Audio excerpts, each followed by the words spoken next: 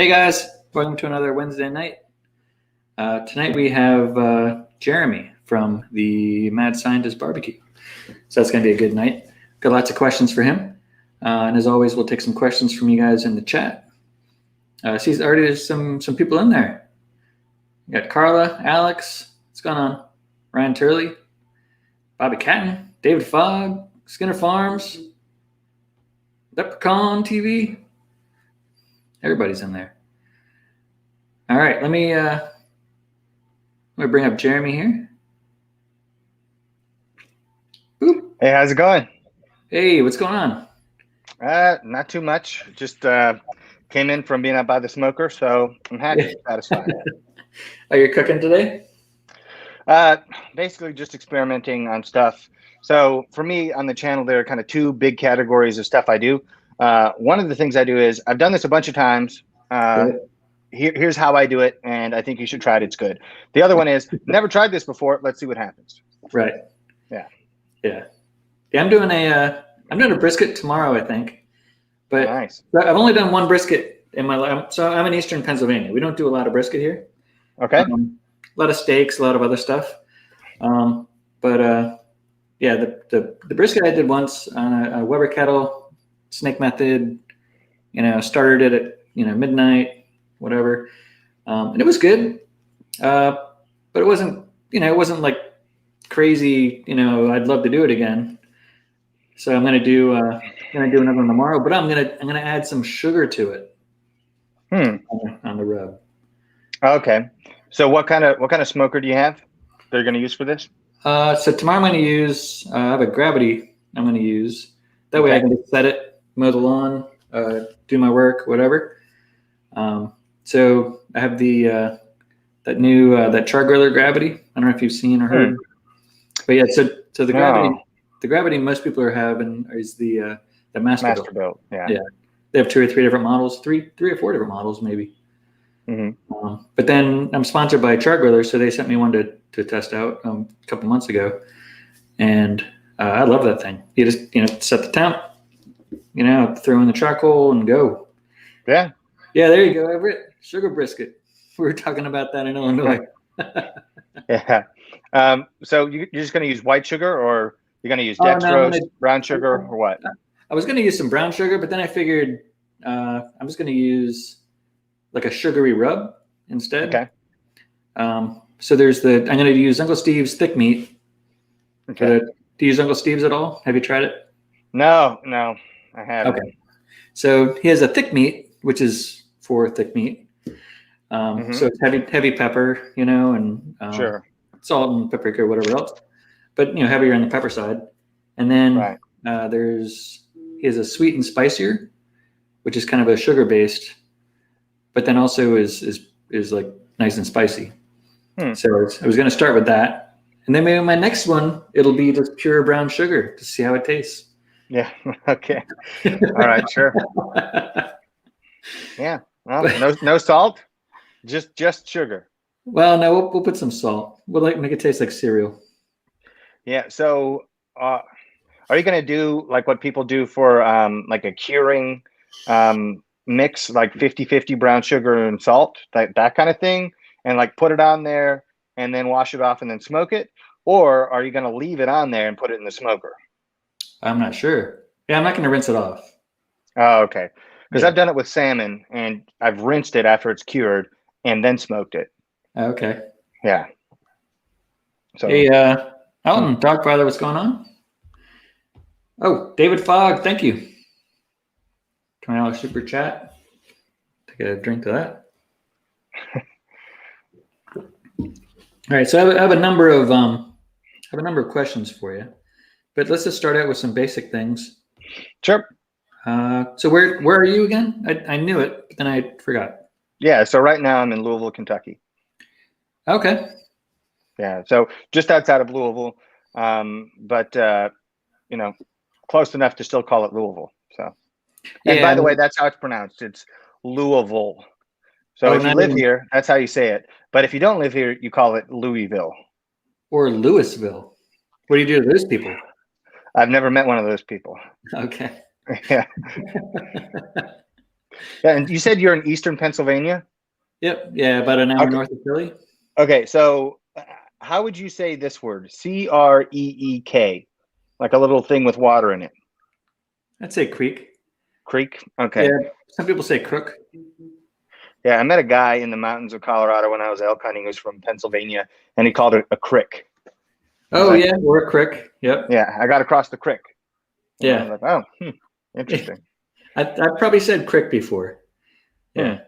But the big thing around here is wooder instead of water. Water. Oh, water. Wooder. Yeah. Okay. So there's that. Interesting. Okay, cool. Oh, you got Troy in here as well. Okay, cool, awesome. Oh, and Troy told me something. You're supposedly you're pretty good at impressions. I've done some impressions before. That's true. So yeah, I've done. Trying to think of all the people I've done. I did one impression of one of my professors who was from Northern Ireland, and he would just be like, "Jeremy, you've done a great job on that. That's just a great job." Nice. And then people you might know, like I did a George Bush impression. Where you just kind of go like this, and then you're like, "This is going to be the best brisket around. I can tell you right now, it's better than anything in Texas." There's that one, and then there's one that I did that nobody ever got, so I couldn't have done a great job on it. But Jesse Ventura, I'd be like, "You explain to me what happened at Tower 7. I don't know what happened with this brisket either." Just kind of go like that and just make it kind of nuts. Trump, you can do like, "All right, quite frankly, I know people, I've talked to people, and this is going to be better barbecue than you've ever seen." Yeah. There's that, and then the best barbecue. Yeah, the best. It's tremendous. And then I've done Alex Jones a few times, but you kind of you got to get your voice ready for that one. You just have to be like, what's happening here? I have some top levels of the CIA. I have all the documents to prove this. They're sending in, extraterrestrial briskets from the obelisk on Mars. I can verify that with the NSA, the FBI, and all the top people. Nice. You just say crazy stuff and then rock and roll. Yeah. Well, I'm hoping we are going to see Randy a little bit later, but. Oh yeah. Well, you never know. He might show up right now. Yeah. Show y'all what for. Yeah. So was that like a paste on little mustachy thing or? No, I grew that. So people were just dogging me in the comments. Basically about my goatee thing that I was growing, because I don't grow great facial hair, but that's fine. But I grew the goatee so I could do the Randy video. So I would just like shave this part off and then just have like the typical white trash mustache. And so that character was based on one of my old neighbors, and that's the kind of facial hair he had. So I was like, all right. Except his name wasn't Randy, it was Stevie, but that's still fine. Yeah, it's still funny. Yeah. Nice. Well, do we have any questions from the chat yet? See, we keep growing in here. There's 35 now. See some people scooting by here. Everybody's just kind of talking amongst themselves. Everett Barbecue saying Pennsylvania water equals wooder, orange equals orange. Oh, maybe some people say orange, some people say orange. Yeah. Let's see. Has anyone clicked on black olive ceramic smoker? His buddy got one and it looks iffy. I haven't heard of them. I haven't even heard of it either. And people ask me questions about smokers all the time. I haven't heard that one brought up yet. Yeah. That's interesting.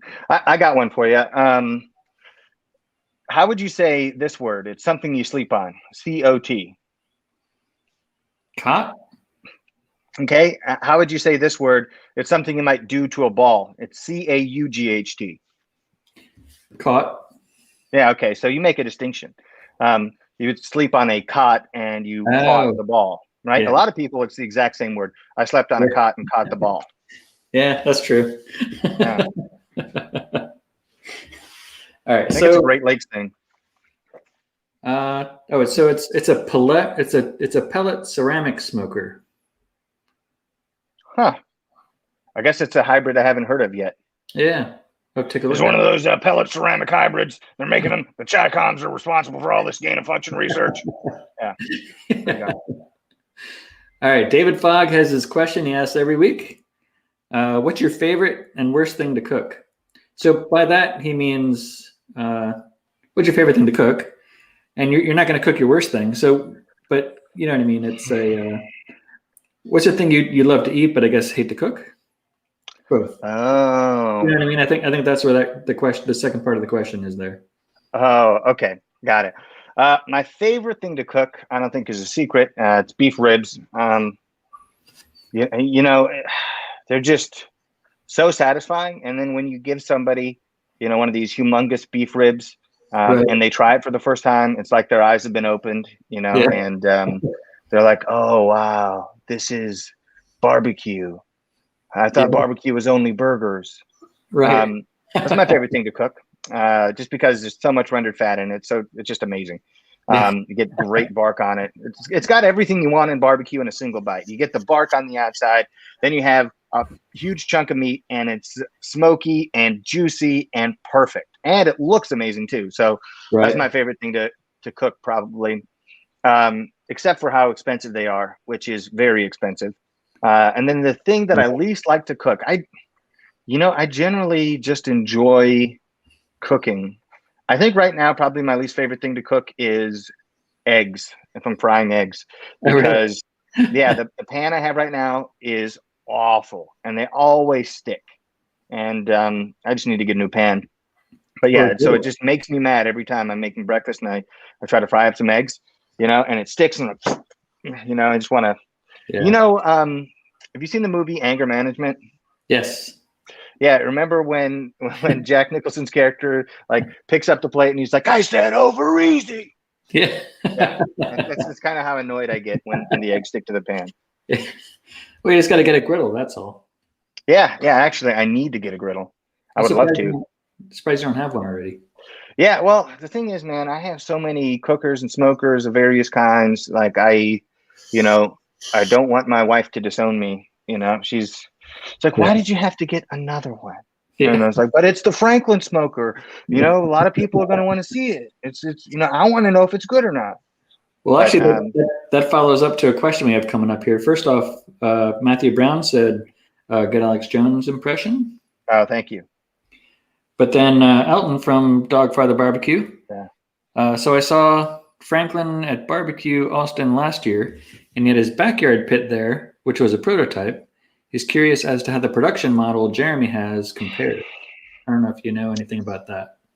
I don't know anything about the prototype in particular. I can just tell you my thoughts on the Franklin smoker. I have a full review coming out where I kind of break down all the details. But, you know, to be completely frank, it is definitely the best backyard offset smoker I've ever used.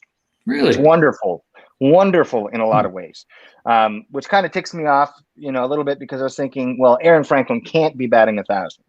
Something, you know, but you know, he's got to trip up somewhere.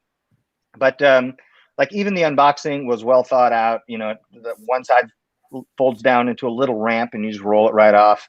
Yeah, that was great. In terms of airflow, it's phenomenal. Great airflow.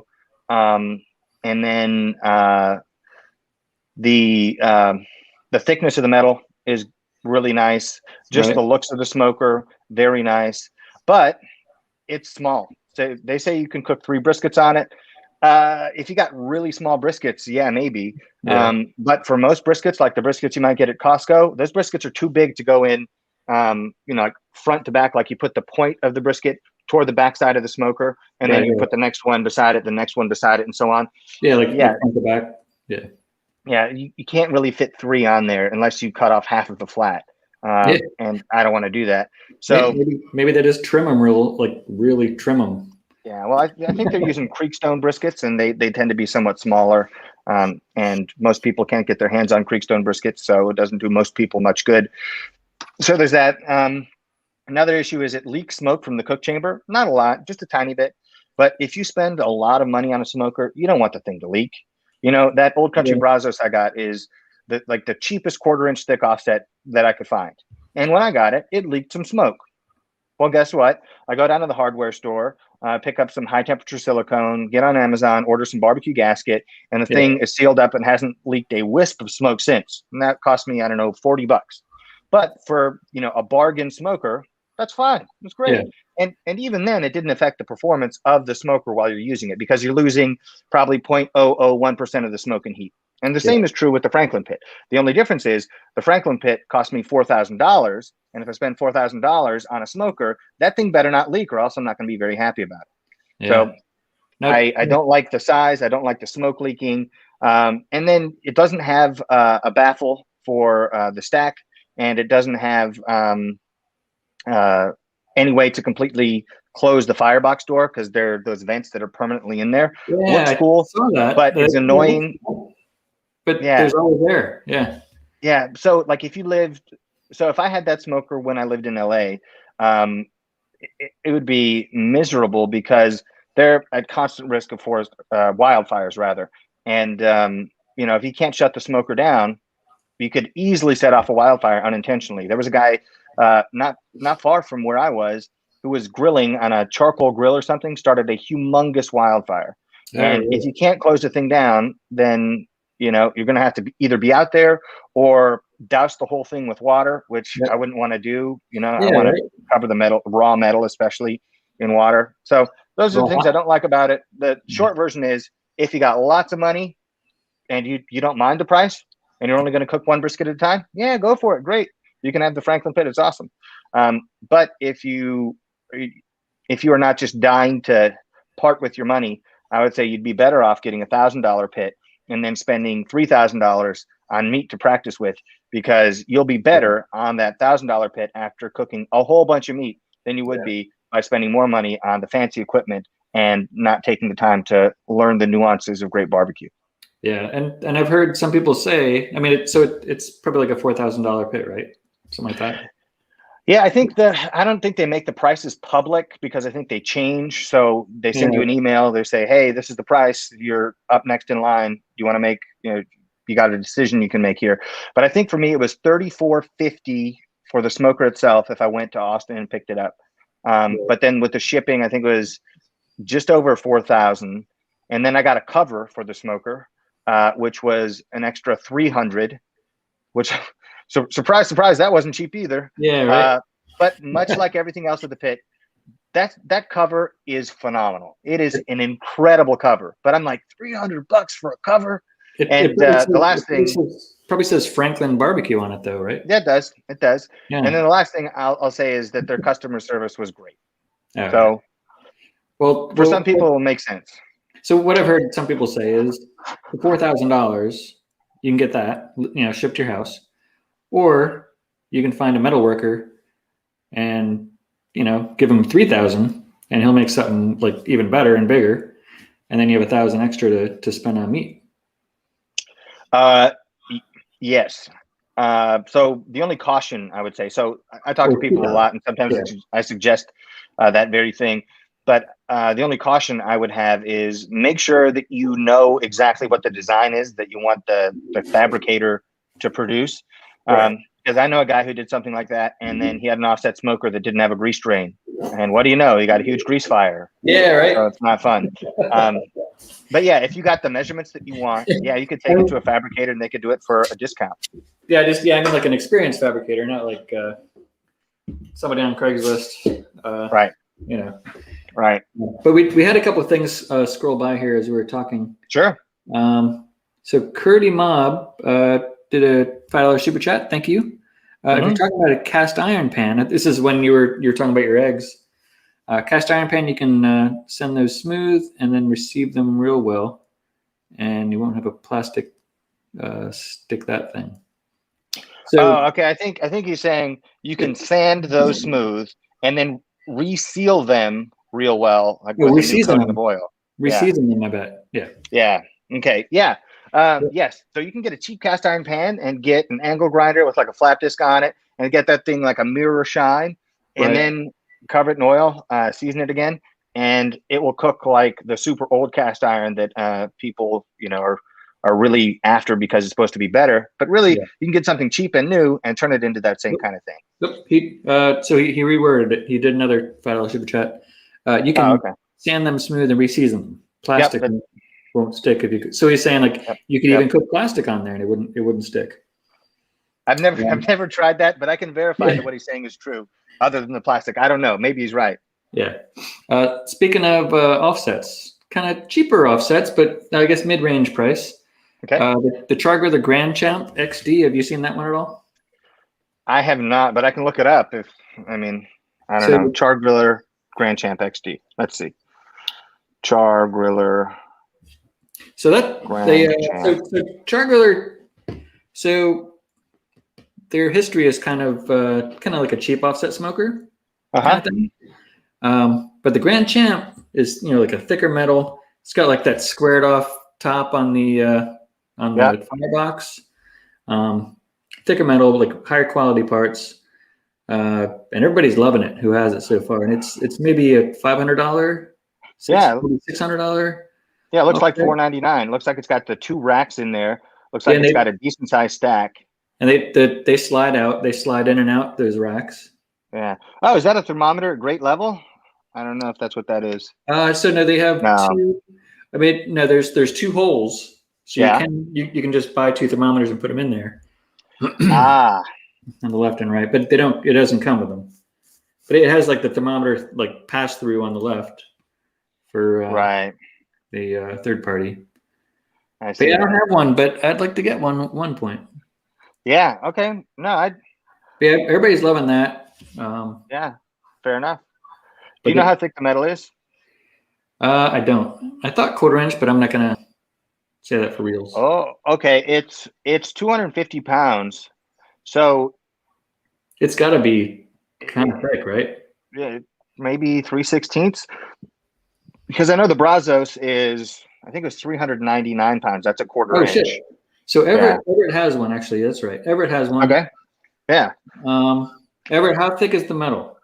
All right. BrewQ is saying it's 1/8. Okay, that would make sense. Yeah. Everett, can you confirm? Oh, and Sean Yates says, finally, I've been waiting for Mad Scientist to be on a podcast. Sean, well, glad to be here. Sean Yates, sorry, not Sean. Ryan Turley has one too. It's 1/8 inch. Okay. Yeah. So I guess my thoughts on it would then be,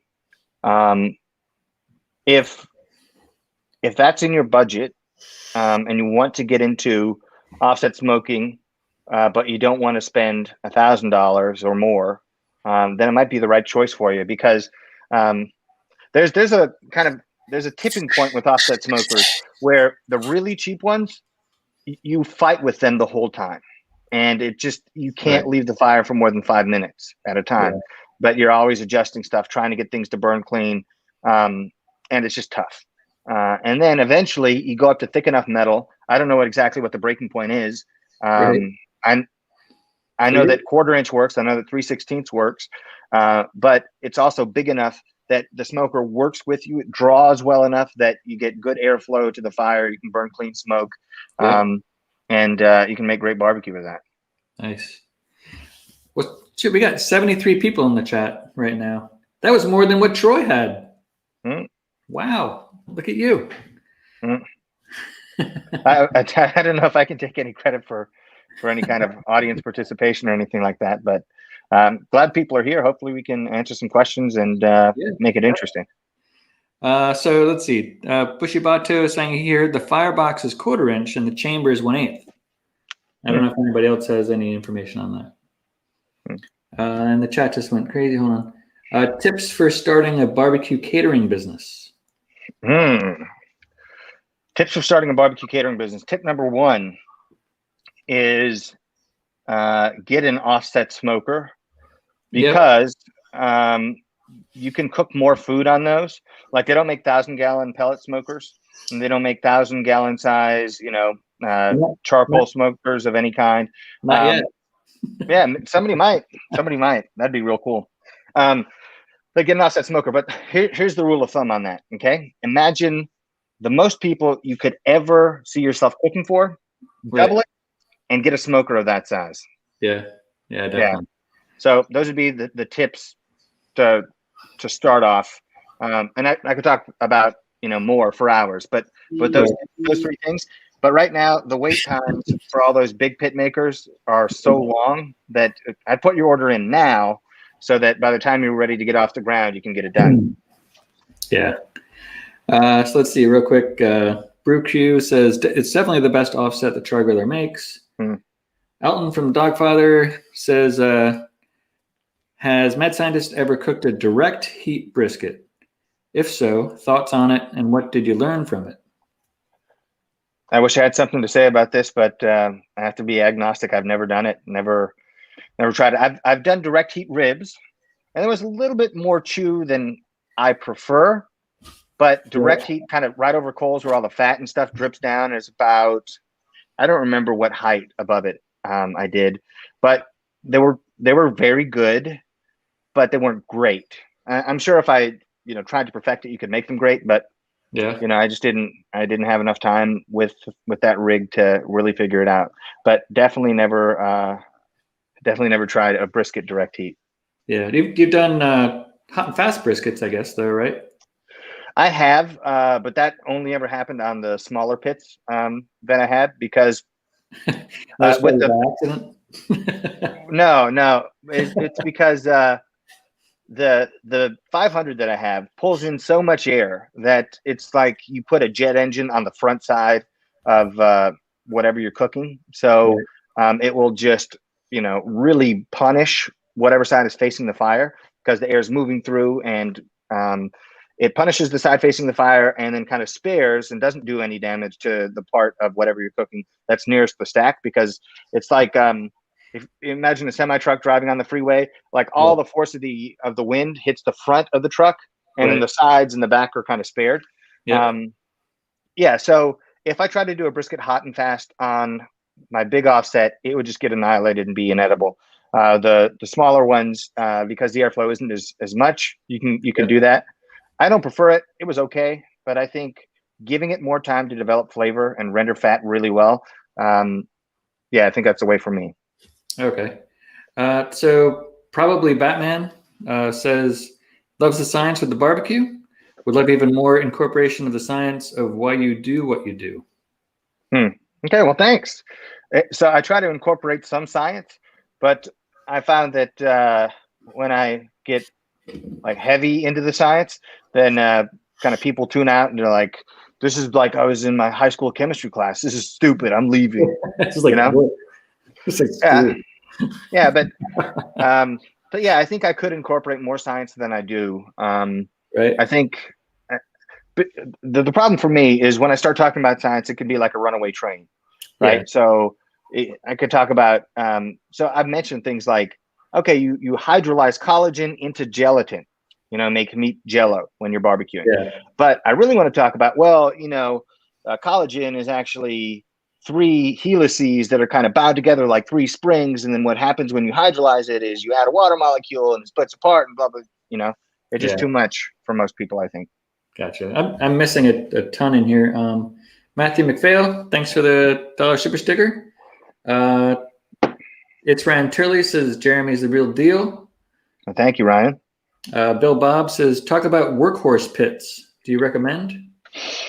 From what I've seen online, somebody mentioned them to me a while ago. I went to their website, looked at them, and I was like, these look phenomenal, especially the Workhorse 1975.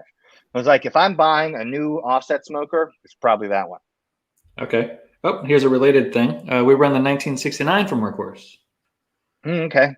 I've never cooked on one. I don't know anybody who has one, but the design looks to be really, really good. Right. Beer Champ Barbecue's wondering, what do you think of Weber Kettles? For many people, it is their only choice, and it can be made to work well. But I think for barbecue, you're better off getting a dedicated smoker. Now, that could be, a Weber Smoky Mountain, it doesn't have a big footprint. It could be, like a pit barrel cooker. It could be an inexpensive pellet smoker. Any of those things I think work, and they can work really well if you know what you've got and how to treat it correctly. So with the pellet smoker, make sure you give it enough time to develop smoke flavor. With Weber Smoky Mountain, make sure you don't add too many wood chunks to get bad smoke flavor. But you can make great barbecue on any of those. Yeah. Or even a $15 Dollar General pit. I've not seen that, but maybe I should do a video where I just go by the cheapest charcoal grill I can find and use it to smoke a brisket. Yep. There you go. I think Aaron did that from whatchamacallit.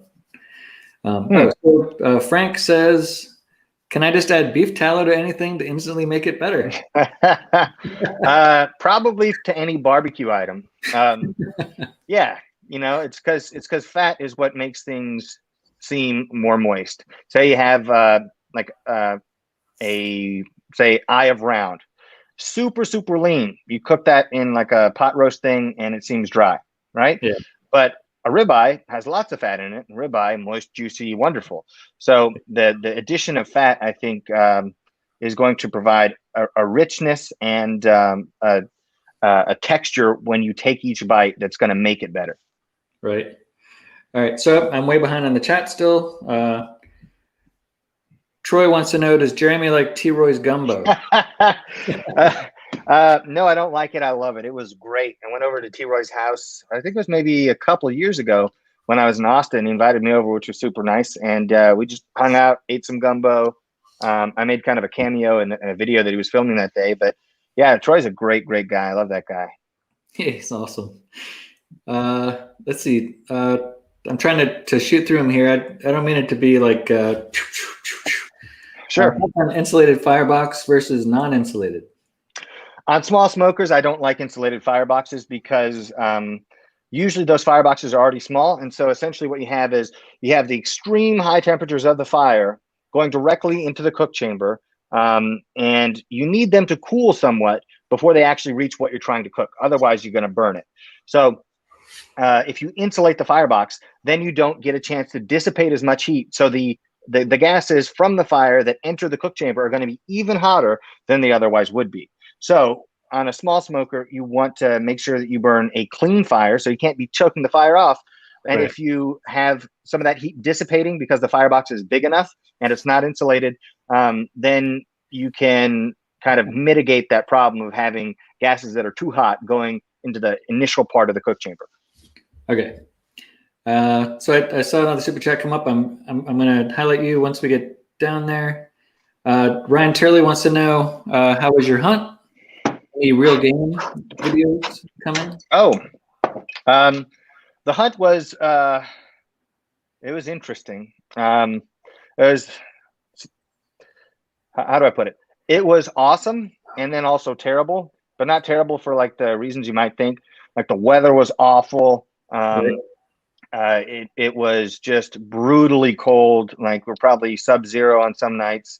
And the guy who came with me, he was like, "I'll bring the tent. It's a 2-man tent." And I was like, "Great." And we get there, and I'm like freezing, and I was like, "Yeah, I don't know. I don't think this tent is working very well." And he's like, "Well, it's a 3-season tent, spring, summer, fall." And I was like, "Below zero." But all those things kind of made it fun. You kind of have to embrace the suck of what you're doing out there. But then there were some other things that came up that I don't really want to get into, but that kind of dampened the fun of the experience. I saw some elk, but wasn't able to get close enough to take a shot. But I did draw a Kentucky archery elk tag for this fall, so I will be filming that, and that's going up on the YouTube channel no matter what. And then I have a bear hunt that I'm going to do in Canada, and what I want to do is drive up there with the smoker and cook a whole bear. Oh, there you go. Yeah, and then a hog hunt that I am scheduling right now. So I want to be able to do a whole hog. How are you going to get the whole bear on there? Like one piece? Yeah, one piece. Basically, I think what we're going to do is we're going to skin it and then just put it on whole. Now, with that, you're just going to make like a just a bunch of bricks around and then a thing on top to place it on, or do you have I don't think it's going to fit. You have 2 doors on your 500 gallon, right? Yep. Yeah. I think it'd fit unless I were to get like a huge bear. You have to like scoot it in, right? Yeah. So we'd need multiple people to help. But yeah, so I was thinking I could drive it up there. That'd be awesome. I don't know. There's some things still up in the air about that, but I just thought, how cool would that be? And the other thing about bear is you actually have to cook it, I think, to well done, because they can have trichinosis, and if you don't cook it well enough, then it's dangerous. So I was thinking that, in combination with the fact that bears have lots of fat, sounds like a good item for barbecue. All right, so we have a comment from Erica Yoder. It was so fun, especially talking about aliens. I don't know if it's a relation. Yeah, that's my wife. She was over at T-Roy's place too with us. And yeah, I think we talked briefly about aliens, but that was before the Pentagon released all that stuff about aliens. So I guess we need to have another chat soon, Troy. Yeah, I can't wait. Yeah, that's good stuff. All right, so I'm sorry, everybody. I gotta scoot through just to be current. I'm trying to scoot through here.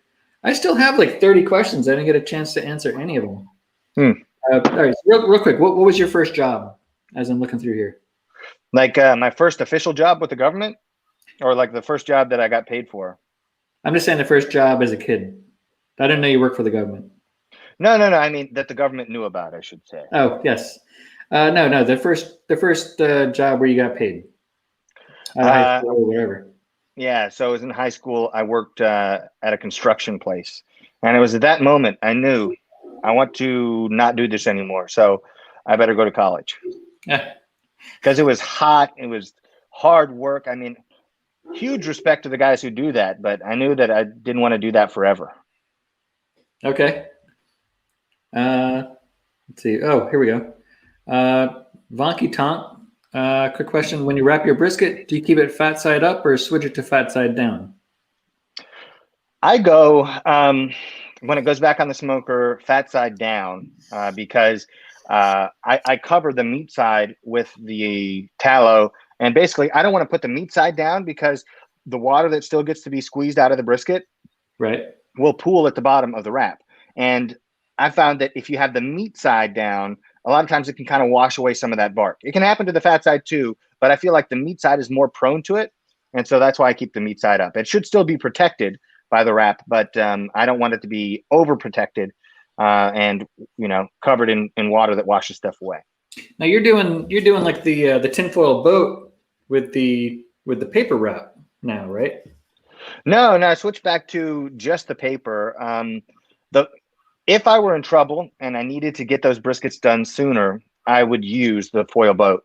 I just found that it will kind of tend to, at least the combination of those two, it will kind of tend to overcook the side of the brisket that's I guess near the foil, and so it will speed the cook tremendously. But in testing it out a few times, I just found that it gets a little more done than the rest of the brisket. So I usually don't use it. And I think just the function of time at temperature produces a better product. So the way they do it at Leroy and Lewis with just the foil boat, I think that still allows them to get the time necessary to make great brisket. So that probably would be a better method if I were choosing just one. I haven't tried that out, but I'm guessing that's a better method. But I think my favorite method is butcher paper, because I don't like anything to be crunchy or crispy. Like, you ever take a bite of something and you expect it to be relatively soft and there's a hard piece in it, and it's just not fun. And I'd be afraid that would happen. Maybe it doesn't. I don't know, but I'd be afraid that would be what happens with just the foil boat and nothing on the top. All right, so we got to do rapid fire real quick. Rock and roll. Everett Barbecue, cooked on the Weber Smoky Mountain night. Weber Smoky Mountain for life. Richie Rivera, in 5 seconds or less. Why did you stop cooking in a gravity feed smoker? Because I moved out of California and had to get rid of some of the smokers that I had because I couldn't afford to bring them all to Kentucky. All right, so you had the Masterbuilt probably? No, I had an Old Country Barbecue Pits gravity fed smoker. Oh, okay. Yep. Do you make your own lard and tallow? No. Let's see. Reverse flow or tuning plates? Can I say neither? But if you're going to do one, reverse flow. Okay. Yeah. How about, what's more important, high quality cuts of meat or high quality smokers? Oh, high quality cuts of meat, 100% take it to the bank. Yeah. And then just spend the time with the smoker to make sure it's going well. Correct. Correct. Yeah, so I have a cheap offset, the Chargular Smoking Champ, I think it is. Mm-hmm. So really thin metal. It's super fun though. But yeah, I mean, so I had it going. It was like 250 or so. I forget what I was cooking. It's like 250 or so for like a while. I'd like step away for a minute, come back. Mm-hmm. I was like sitting out by it. It was like a Sunday, this and that. I was like, oh shit, I need to get more beer. Well, it's been sitting at 250 pretty strong. All right, I'll bring it back. So I'd quick drive to the beer store, come back. Yeah. Well, it's smoking like crazy all over. And I look at it, it went up to like 400 degrees, 375, 400. Oh, yikes. So it was only there for a minute. So, but yeah, as long as you're babysitting. That's what it takes. That's what it takes, babysitting on that stuff. You need somebody else to be able to run around for you if you're doing that. Exactly. So Codio is wondering, what temp and how long do you do your beef ribs? So temperature, I go 275. If there's not a good pullback from the bones where, it really plumps up in the middle, I'll bump it up to 300 because I think that visual is important and it just looks really aesthetically pleasing. I go usually about 8-9 hours unwrapped, and then I wrap, but I don't really go based on the time on that. I look at the color and I want it to reach about 190 degrees internal temperature so that it really renders that fat, the intramuscular marbling really well. And then I wrap and it invariably drops to like 160. And then I bring it back up to right around 200. Basically, I'll poke the probe in. It feels like butter. I know it's done. I pull it off. I let it rest, and I don't let it rest as long as I do briskets. Briskets, ideally, I like to let them rest 8 to 12 hours. Beef ribs, I think 4 hours is ideal. All right. What's your thoughts on Yoder offset smokers? And is there any relation? There's no relation. I kind of have to decide how inflammatory I want to be here. So there's no relation to Yoder offset smokers. I'll just give you the short version. Basically, when I was getting started, I called them and was asking some questions. I was like, hey, if I ordered one of these, could you, move the stack, to great level? I mean, because it seems like you might be able to do some customization. Is that something you'd be willing to do? And they were basically really rude to me and told me I was a moron pretty much. And I was like, okay, well, that's fine. And I just haven't had any desire to get one of their smokers since. But I have cooked on a Yoder, I think it was a YS 1500. It was a pellet smoker. It was very good. I have seen in person and played around with the Yoder Kingman and the Yoder Wichita. They both seem really good. I mean, they're probably great cookers. It's just that one experience kind of turned me off to it. And it could have been somebody at their office was having a bad day. And, I just got caught in the crossfire. They're probably great people. I don't know. Like I went to RecTech Fest a couple months ago. Didn't really know anything about RecTech grills, but I'll tell you, all the people there were awesome. Love those guys. Oh, nice. Yeah. So AB says, cooked his first brisket today. Watched your video and can't thank you enough. Cheers. Oh, you're welcome. I hope it was helpful. I hope it worked. I hope you made some good stuff. Let's see. Stacy says, can you still smoke with a pellet grill and get close to the same results with your new tallow method? In terms of flavor, I don't think you can ever replace a real fire. Right. I don't think you're going to be able to do, but you can still make really good stuff. And you can make stuff that's equally as juicy, if not more so, because most pellet grills don't have the same amount of airflow through the smoker. So you don't remove as much water with evaporative cooling. And so therefore you have more water inside the brisket, and then adding the tallow will just make it even more juicy seeming, because like oil and water don't mix, they like slide past each other. So like if you wanted to make something really slick, you'd have oil and water. And so the combination of the two with a pellet smoker, you should have some incredibly juicy stuff. Okay. Morningwood Barbecue is wondering, would you agree a reverse flow smoker is more of a convection cook and not a traditional straight flow smoker? There's going to be a greater amount of convection in a traditional flow smoker because there's no impediment to the convection. With the reverse flow, you're making, the smoke and heat travel all the way across underneath the grate and then come out again, travel all the way across, at grate level, well, in the cooking space itself, and then out of the stack. So you're still going to have convection. Otherwise, the thing wouldn't work. I just don't think you're going to have the same amount of airflow. And that's something I'm doing a video on, basically measuring the airflow in different offset smokers to figure out how quickly a cook chamber full of air moves through the smoker. Right. Yeah, so you just don't get the same amount of convection. So, yeah, I think I understood your question correctly. If not, I'm sorry. But straight flow smokers, traditional flow smokers, just draw more air. Yeah. Hey, Sultan, just ask your question again. There's so many questions going through. I'm just trying to keep up.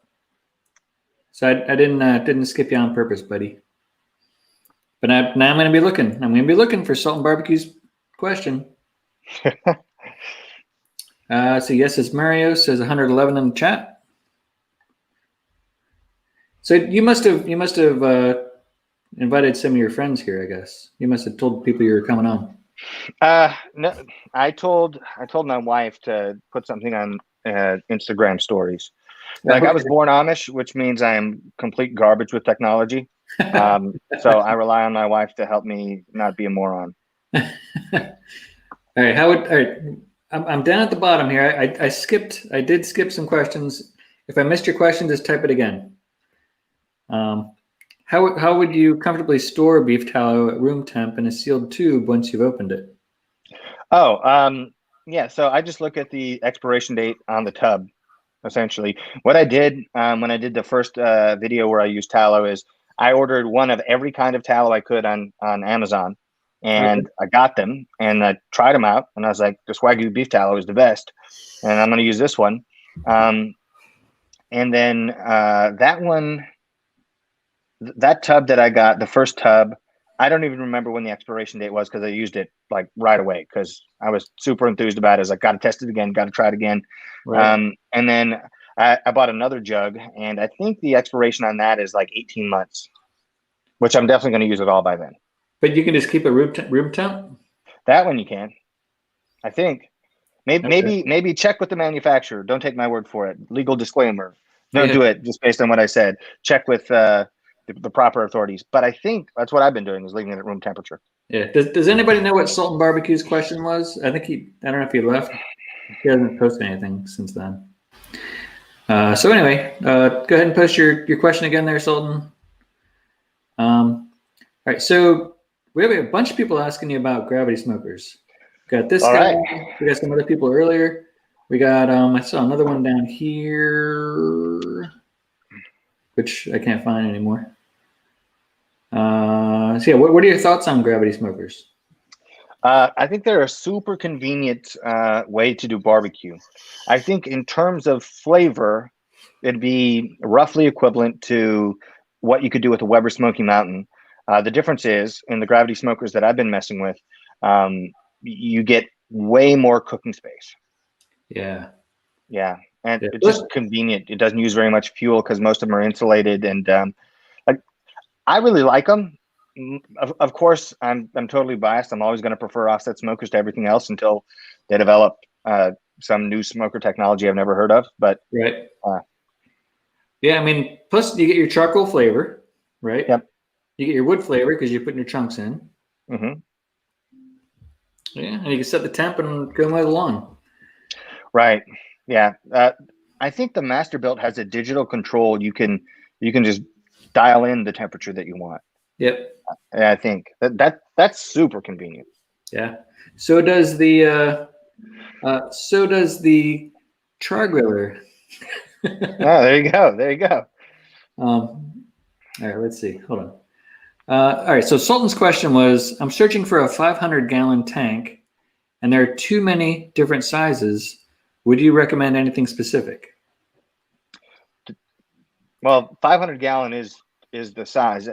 there are some variations in the shape of 500-gallon tanks. Like Hansen tanks are a little bit longer, and the heads on each end are slightly different shape. They're not completely hemispherical. I don't know that there's much of a difference in terms of shape. Yeah, so generally speaking, 500-gallon tank you pair with a 250-gallon tank that's cut in half to serve as a firebox. That's kind of what I would recommend for sizes. Okay. Beer Champ Barbecue saying, remember parents with lard on the stove and the coffee can? That's how he grew up. Yeah. Yeah. My mom had a little glass jar that sat beside the stove. And I was always convinced that the stuff that was in there was going to kill me eventually, because she would just leave it out there all the time. It never went in the fridge. I was like, Mom, is this safe? She's like, well, if it's not safe, you don't have to eat it. Yeah. And I was like, oh, but I'm really hungry. And I just ate it. And I'm still here. And you're fine. Yeah. So Joe Yusuf is wondering, have you seen Johnson Smokers tea pits? Seems like a cool design for even temperatures. Maybe tea pits. I'm just guessing. Maybe it has a kind of a fire in the middle. It enters the cook chamber, spreads out to each side, and then there's maybe a central stack. That would be my guess. I don't know if that's what it is. If that's in fact what it is, Pits and Spits makes a smoker that's like that. I've never used it, but I know people who have, and they say it's phenomenal. Right. Yeah. Everett Barbecue says, go outside and use the hose. Everybody's mom. Yeah. Yeah. All right. So I might have skipped some more people. So Ern is asking about the Yoder pits. Any relation? So nope, right? Well, kind of. I think that Yoder, Kansas, where I think those are made, or at least used to be made, I think was named after one of my relatives. Oh, okay. There you go. But the company itself, no affiliation or relationship at all. Right. All right. Yes, it's Mario says 121 in the chat. Yeah. Let's see. Brian Vstrom says your videos have made beef tallow go viral in the YouTube community. What has been your experience with the buzz? I haven't really had much experience with the buzz, other than I see a lot of beef tallow videos coming up, and I appreciate it when people say, "Oh, I saw this," and on this channel. I'm like, "Oh, well, thanks for the shout out." But the thing is, even if they don't say anything about my channel, that's totally fine. They don't have to. I don't have a copyright on beef tallow. And as a matter of fact, I heard about the beef tallow idea from somebody else. So well, who was that? Sorry. Well, who was that? Oh, well, I can't really say. I don't think. All right. Because I was putting this out. I think this is Franklin's secret, and I had been talking to him about it, and we had kind of come. Well, I don't know how to say it. Basically, I didn't want to make him accountable for, any flack that might come my way by saying, I think this is what Franklin does. Right. Okay. Yeah. BSB, Tyler Super Chat, thank you. Thanks for all you guys do for us Weekend Warrior barbecue enthusiasts. Can't wait to try Tallow on his next brisket. Nice. Drink to that. All right. Yeah, I concur. All right. Let's see. And also, thanks everybody for showing up tonight. So I also have barbecue videos if you want to make sure you subscribe before you head out. Let's see. Restaurant.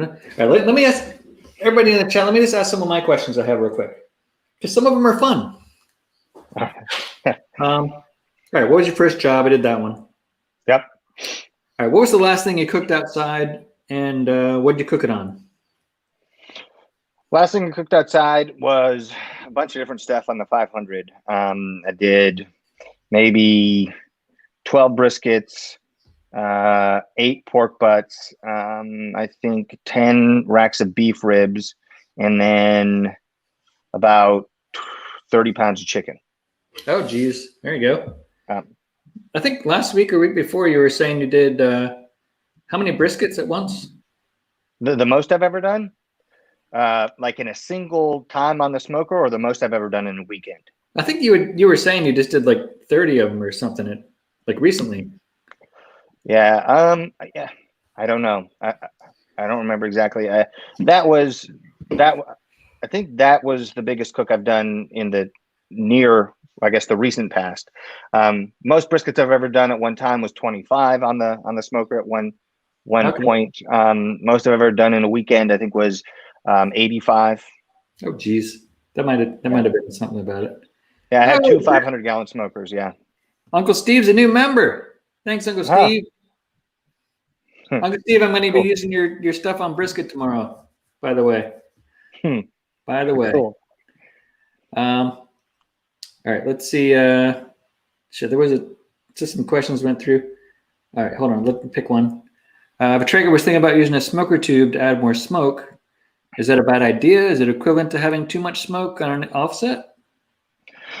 No, I think it's a good idea because you are always trying to kind of get more smoke flavor with a pellet smoker. Usually, now I don't want to hurt any feelings by saying that pellet smokers don't produce as much smoke flavor. Just I cooked on them quite a bit, and it's just kind of a drawback. Like offset smokers have drawbacks too. Like you have to be out there the entire time, which sucks. If you've got things to do. But yeah, I think the smoker tube is a good idea. I don't think you're going to get a lot of dirty smoke simply because those wood pellets are so extremely dry that they will not produce as many of those off flavor compounds. But what I would suggest doing is doing a short cook, like maybe ribs where it's relatively inexpensive in comparison to a brisket and relatively short in comparison to a brisket. Try it with a smoke tube. If it improves the flavor, then go for it with, brisket or any other kind of meat you want to smoke out there. All right. And you need to start talking a lot quicker because there's so many questions coming through. That's the problem, because I always want to respond thoroughly. I know you do. People send me messages on Instagram. They send me emails and stuff, and I just don't ever get to all of them because when I respond, I try to give, a complete response. But I'll try to be faster. I'll try to be faster. I guess I got to quit it with my fun questions. There's so many like actual barbecue questions. Would injecting a cheap select brisket with beef tallow make it closer to a prime brisket? Would you consider doing a taste test of this? Yes and yes. So from the time I did the first tallow brisket, people were asking, what if you inject? What if you inject? What if you inject? What if you inject? And it's something I've been intending to do, just haven't gotten around to doing it. And I think if you use the Wagyu tallow especially, it will really help. Because the Wagyu tallow is kind of a semi-solid. It's easier to inject. Anyway. Next question. Was that faster?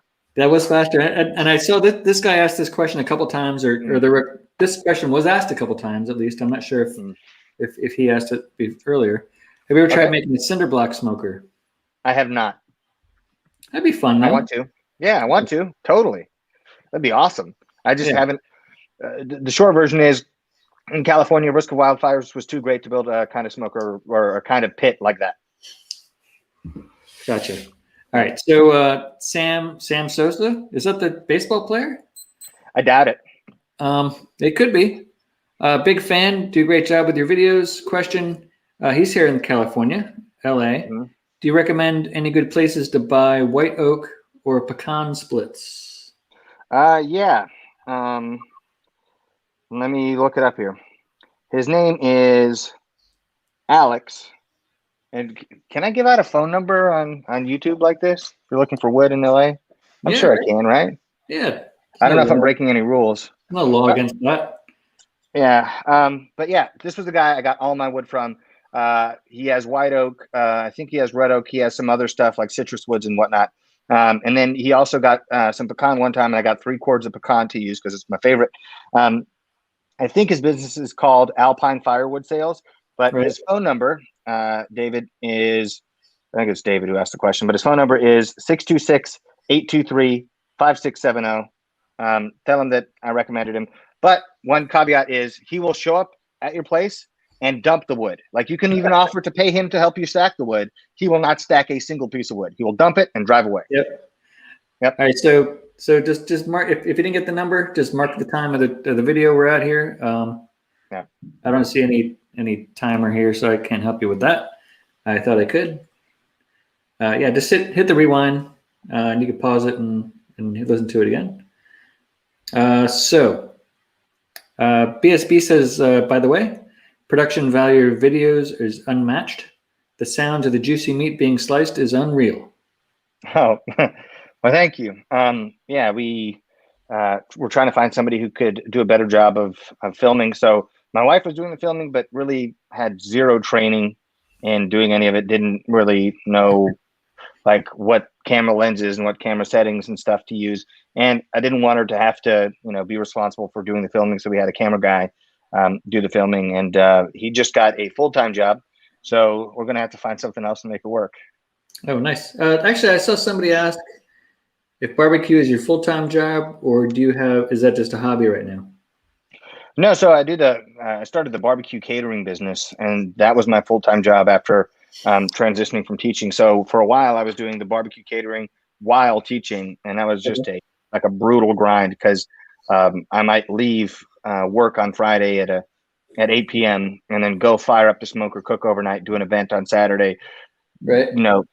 Go cook overnight again, do an event on Sunday, come back, clean up, get in bed for a couple hours before I go to work on Monday. Okay. It was tough. But yeah, so I do the barbecue catering stuff and do the YouTube. I still have some tutoring students. We're kind of legacy tutoring students. I didn't want to leave them high and dry after I quit teaching. And yeah, that's what I do. So we have another question. I have questions, people. So David's been looking at this ADS Pit Boss rotisserie by American Barbecue System. Wants to know if you know about it, and what do you think? I'm sorry, I just don't know anything about it. I know that the people at the Barbecue HQ in Simi Valley. No, never mind. I was going to say I think they like Pit Boss, but no, I don't think that's one of the ones that they like. I don't know. I'm not going to say anything about it because I don't know, and I don't want to talk it up if it's no good, and I don't want to trash it if it's great. All right, Sultan, I found you. I saw your question, your recent question from 4 minutes ago. Sultan Barbecue, would you recommend 500-gallon smoker to start a business? How many brisket it should fit? Yeah, 500-gallon is kind of an ideal size because it will respond quickly enough, but doesn't have big temperature fluctuations. Also, it's about the ideal size to be able to have it on a trailer and drive around. So if you do a barbecue pop-up or something like that, you can hook it up and roll. Yeah, 500-gallon is kind of ideal. Nice. All right, we got you, Sultan. See, told you. All right, let me scroll. All right, now I'm just going to scroll to the bottom for a minute. Sure. So Codio says, just subscribe to Mad Scientist Barbecue. See, I gave you a new subscriber. Well, thank you. Thank you. Appreciate that. He hopes we both get new subscribers. And again, yeah, everybody subscribe if you can. That'd be great. I make some barbecue as well. Probably not as good as my friend Jeremy here, but I still try. Never know. I have fun with it. All right, before anybody asks a question, I'm going to ask one of my other questions. Speedo or shorts when you go swimming?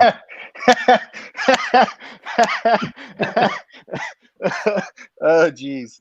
Shorts. Okay. I just had a mental image of myself, next to the water in a Speedo, and it wasn't pretty. What kind of car do you drive?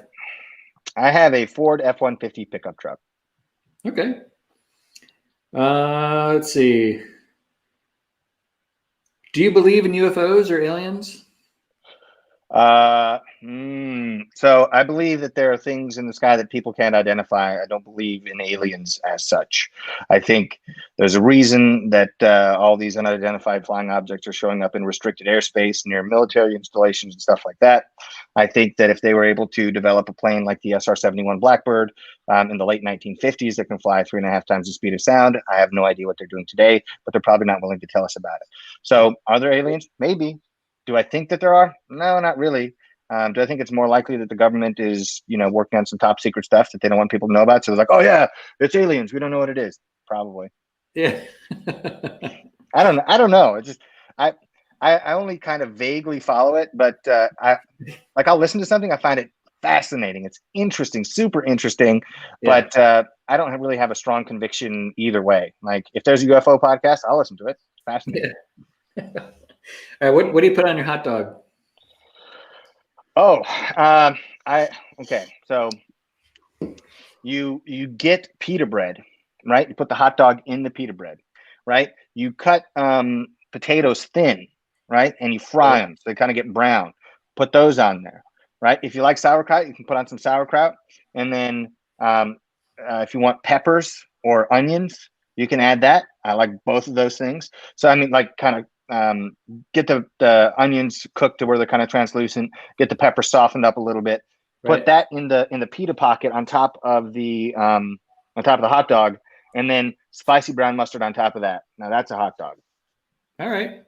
Well, my follow up was going to be for the bun, regular cut or split top, but you said pita, so yeah, pita bread. Yeah, I'm telling you guys that it's really good. All right. So if you're making kebabs, do you make kebabs ever? Occasionally, not super frequently though. When you're eating them, do you eat them off the stick, or do you scoot them onto the plate and then eat everything off of that? I scoot them off of the stick because the bamboo skewers, like when my teeth make contact with it, it's really unpleasant. No idea why. I don't know if it affects anybody else that way. I just don't like the feeling on my teeth. Yeah. Let's see. Any recommendation? Here we go. Any recommendation for a particular pepper to use on beef? Fresh, pre-ground? ? Okay, this might sound blasphemous, but the pepper I like to use is the big jug of pepper that's not fancy at all, because then you get good coverage of the pepper, but it's not so sharp in terms of its flavor that it blows people away. Because I like pepper a lot. Most people don't like it as much as I do, but you can still use a heavy dose of that pepper, and it's not so potent that it drives people off.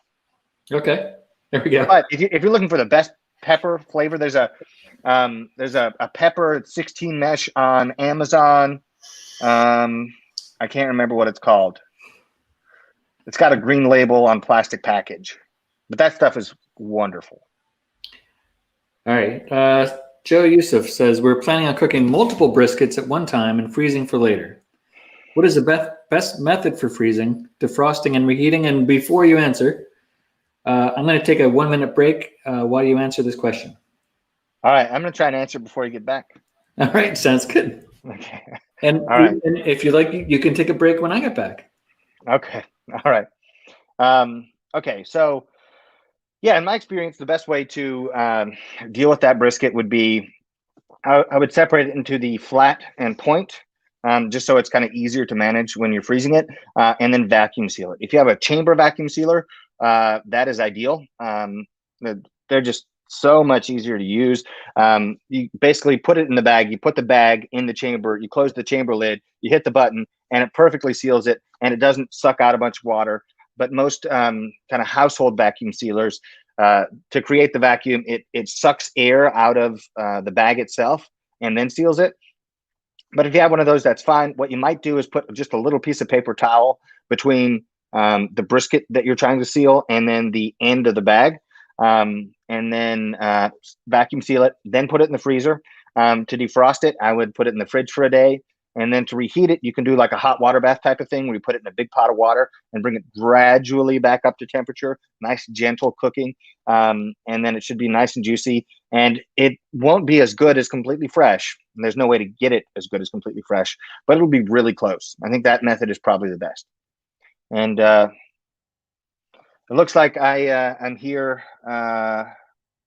in this chat by myself now. I don't know how to do any of the stuff with all these comments, but let me see if I can answer a question or two.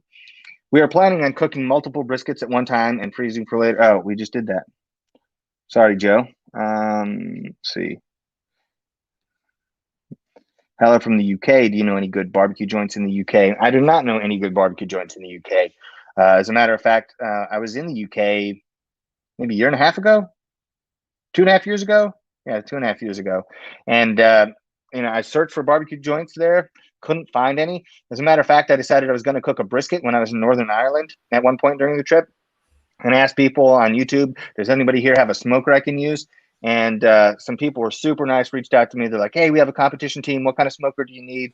And I was able to get a Traeger from somebody and cook a brisket for some of my friends there. So I really appreciate that. Hey, good night to you, Roy. Yeah, see you, Troy. Hey, so I'm back. All right. So how you doing so far? We're about an hour and 10 minutes in. You haven't stopped talking the whole time. Yeah. You doing all right?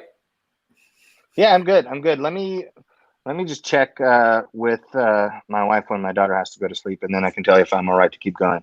Sure. All right. So I'll wait for a response, but we can keep going in the meantime. All right. So what's your favorite sport and sports team? American football is my favorite sport. And favorite sports team would be the Green Bay Packers. It has been ever since I can remember. Yeah, because I was a big fan of Brett Favre, and then Favre left, and I was like, oh no, we're just destined for failure at quarterback for a generation. And then we got Aaron Rodgers, and I was like, all right. Yeah. And so it's been pretty easy to be a fan for the last 30 years or so. But yeah, it's my team. Right. So I think this guy asked this question earlier too, and I missed it. What dessert do you serve at your catering? I usually don't serve any dessert. I usually outsource that. If it's like a catering meal where they need a dessert, right? I will find a bakery or somebody who specializes in that sort of thing, because I want to focus on keeping the stuff I do as good as I can possibly make it. And I don't want to detract from that by me not being great at making desserts. Right. So I usually outsource it. So whatever the client wants, that's what we do. All right. What's the best way to add more smoke flavor when using a pellet smoker? Lower temperatures and extended time. Oh, because you're thinking the pellets should give enough smoke flavor, right? Yeah, if given enough time. So if you there's this phenomenon. So people try to cook on their pellet smokers at the same temperatures that they might see Aaron Franklin cooking on his 1,000-gallon offsets. That's a bad idea. There's so much radiant heat from the baffle plate or drip pan, whatever they call it in your individual smoker. There's so much radiant heat that things cook much faster, and you risk burning things that you wouldn't be burning in a large offset. So, yeah. So I know people who had put a brisket on and they were cooking at 200. The nominal temperature was 200, and then 3.5 hours later, they're like, "It's at 196. What do I do?" I'm like, "What?" Like something seriously wrong there. And they flip it over and they're like, oh, well, this is all burned, Monterey Bay, Everett barbecue. That is correct. It's potent. So most people might not like it, but for me, I love it. Everett, is that what you had on your brisket you brought over to Keith Fest? So I was taking my boots off. Sure. All good. It's like a sit Indian style or pretzel style. Okay. Yeah. So Everett brought some brisket over to. Are you subscribed to Everett? Do you know? No, I don't. Unfortunately. Yeah, check him out. He's like Mr. Brisket, Mr. He's super funny on his channel. Okay. I'm like laughing the whole time through. So yeah, cool. Definitely check him out. But yeah, his brisket was super peppery. Yeah, potent. It's potent. Yeah. So I think for most people, they're going to want a milder and cheaper pepper. Right. But if you really love black pepper, that's the pepper for you. Yeah. Any suggestion on a beginner offset smoker? So now you were saying earlier, it is tougher to use the cheaper offset smokers. So a beginner offset smoker is different than a cheap offset smoker. Right. But it depends entirely on your budget. Like a 500-gallon offset is going to be the easiest offset to use. It's a piece of cake to cook on one of those in comparison to like the Next grill that I got from Home Depot. Yeah. So everybody just go out and get the 500-gallon. Yeah. But most people are going to say to themselves, well, I don't know that I can justify a purchase like that. So if you want something that will allow you to make really good barbecue without being too difficult, then you could go for something in the mid-range, like the Old Country Pecos is in about that mid-range of prices. The char griller that you mentioned earlier, that looks like it might be like pretty decent. I've never seen one or heard of it, but from the looks of things, that might be the answer for a lot of people who are in that $400 or $500 budget range. And then if you can, wait or scrounge up $1,000 to get an Old Country Brazos, I'm a big fan of that. They're just, the bang for your buck on those things is great. Well, I'll tell you what, I could probably get Char Griller to send you one of those Grand Champ XDs. Oh, yeah? If you wanted to do a review on it. Okay. Yeah. Okay. Sounds good to me. Do video. I love smokers, and I like making content, and just finding out what works and how things cook. Yeah. Also, probably send you out some Jealous Devil charcoal. Have you tried that before? I have not tried that before. What? You've been around the block. You haven't tried that yet? Yeah, Jealous Devil charcoal. Yeah. I just buy just the regular lump, the big bags of lump when I use charcoal. All I just haven't really looked into it. Yeah. All right. Well, you got to try a bag. Okay. Maybe I'll see if I can do that too. All right. Okay. So we'll take that offline, as we say at work. All right then. All right. Did you get a text back? Are you good? Oh yeah, I'm good for about another 20 minutes. All right. All right. We got 20 minutes, people. I see that there's still lots of questions going on. I'm just going to scoot through my questions real quick. All right. What was a turning point for your channel? The turning point is probably somewhere around. I'm guessing turning point is like when it started growing. It's probably around a year ago. It could be like when you started growing. It could be when you had more fun with it. It could be when it started being a pain in the ass. It could be whenever any kind of turning point. Okay, so when I had more fun with it and when it started to grow more, would have been about a year ago. So, excuse me, had the catering business in LA, and had events booked, and was working my butt off trying to get those done. And then it's 15 days to slow the spread, and I'm like, all right, well, I'll take 2 weeks off. That's okay. And then it was still, you can't have any kind of event, and then it was like the next month and the next month. And I was like, this is not gonna, get back to normal anytime soon. So I was like, all right, I'm going to be consistent about making YouTube videos. Because before I'd been pretty inconsistent. There were periods of time just because I was so busy with the catering stuff that I might be, 3 months in between videos. And just started making them consistently, and kind of saw a response from people. And I think you could say that was, I guess, the turning point. Okay, cool. What great answer. So Tony Alves, hi Jeremy, I love your videos. Just got his first set. What would you recommend for his first barbecue? I would recommend maybe a pulled pork, because it's kind of forgiving and and 100% great tasting. 100%, yeah. Yep, I'm with you totally. Hammer1G says he just stumbled across your channel. The info is pure gold. He hopes to buy a Pecos next week. Did I say that right? And start pork tenderloin before ribs, and finally brisket. Okay. You're able to see the screen, right? Yeah.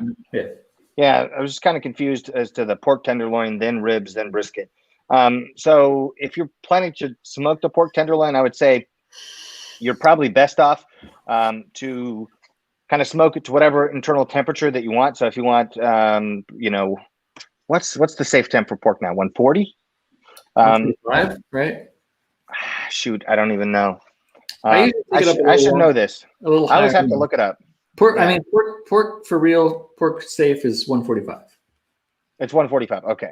Yeah, I always have to look up safe for pork. But yeah, I would cook it to safe, and then pull it off and let it cool, and then pat the outside dry, and get it in some really hot cast iron and get a sear on all sides. But I mean, it's got to be really hot because it's got to be quick, or else you're going to overcook it.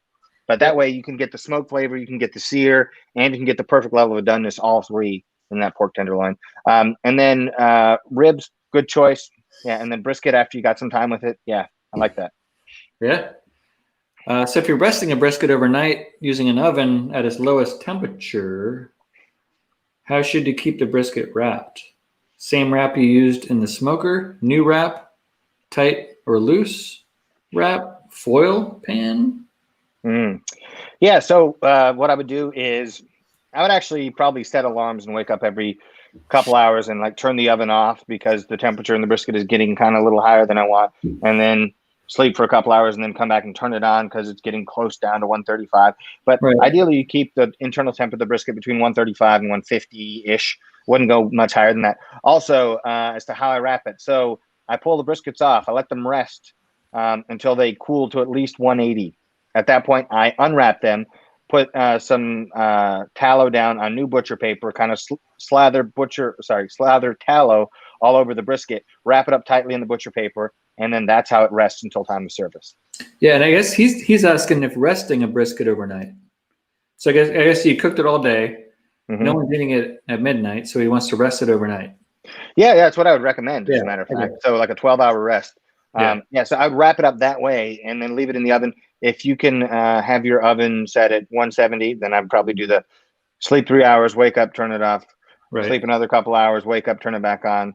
And then you can just kind of monitor it after you're up for the day. I got you. Yep. Yeah. As it regards to all meats after the wrap, why not just do the remaining cook in the oven to make things easier at a consistent temp? True. That's totally fine. I guess some barbecue purists might think that that it's cheating to do that, but in terms of convenience, it's super convenient. The only issue that keeps me from doing it very frequently is that I always tend to make a mess of the kitchen and of the oven by doing that. I spill grease all over the place, and then other people in the house aren't very happy about that. So it's not as much fun. So I usually just finish on the smoker. And then if I'm cooking on the 500, I have to, because I don't have an oven big enough to fit all that food. Yeah. Well, plus, I mean, at least me and maybe a lot of people in the chat, once you've been cooking for 6 or 7 hours outside on a Sunday or whatever, you probably already had some beers in you, and you're like, hey, I'm still having fun out here by the smoker. I'm just going to keep going. Yeah, that's a good point. Yeah. So Corey's wishing you could do a review on the Lone Star grills. Have you tried those at all? No, I have not. I have wanted to, but I mean, the issue with people asking me these questions about all these different smokers is, yes, I want them all, but I can't buy them all. I mean, it's not so much about the space. It's just like I would be going into debt to buy smokers if I bought all these smokers, because they're not cheap. I would love to have them all and play with them all the time, but it's not really feasible. But Lone Star is they're on the list of things I have to try next. Yeah. So speaking of Lone Star grills, Grumpus on Fire has one. He's saying 14-hour cook, no mowing that day. Let's see. What do you use? What do you use to rest your briskets in for their 8 to 12-hour rest? Warming oven. It's called an Alto Shan. You set it to 135, and you don't have to worry about it. You have like an actual warming oven. Yeah. Let's see. Everett's heart skipped a beat when he heard slather tallow. That's good. That's good. I like that. Any contacts for pecan wood in southern Indiana? Unfortunately, no. But this is what I would recommend. I'd recommend you find a tree service in your area, because a lot of them will cut down valuable trees, at least valuable to you, but then they're just trying to get rid of those, that wood. And so you contact a tree service and be like, hey, you guys cut down an oak or a pecan tree. I'll make it worth your while to bring it over to my house instead of just pitching it. All right. What's the strangest thing you've cooked on a grill? Strangest thing I've cooked on a grill. My brother wanted to cook a rattlesnake on my smoker one time, and I was like, nah, I don't think so. You didn't do it? I didn't do it. I was super into snakes and stuff as a kid. Like, I watched all the shows about snakes. But now as an adult, I realized I don't mess with snakes. And like in LA where I lived, there were several times had close calls with rattlesnakes, especially when getting wood from the wood pile. But yeah, cooking snake was a little too far for me. Weirdest thing, it was probably, I did a Randy video quite a while ago where I did burgers, and I put, it was a burger patty, and then I covered it with like eight pounds of like 10 different rubs, and then I put cheese on it, and then I squirted lighter fluid on it so the whole thing caught on fire. That'd probably be the weirdest thing. All right. So the last part here, let's All right, so we'll invite people up one at a time, real quick, to just ask a quick question if they want. Sure. I'll put the link in the chat there. I know you only got probably another 10 minutes or so left. All right. Rock and roll. God bless America. Yeah.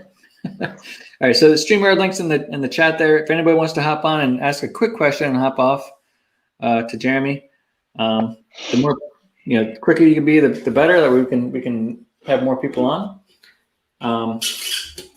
So meanwhile, you're cooking a steak tonight. What kind is it, and what are you putting on it? Filet mignon, salt and pepper, seared in. Nobody make this video before I do, but seared in smoked Wagyu tallow. That's what I'm making. Wow, beef tallow. Yeah, man. yeah. So before eating that steak, like that steak will change your life. Like before eating it, your life will have been one way, and then after, your life will be a completely different way. Okay. Yeah. Hey, nobody's hopping on. Nobody wants to hop on, I guess. Yeah. Or maybe they're just taking a minute.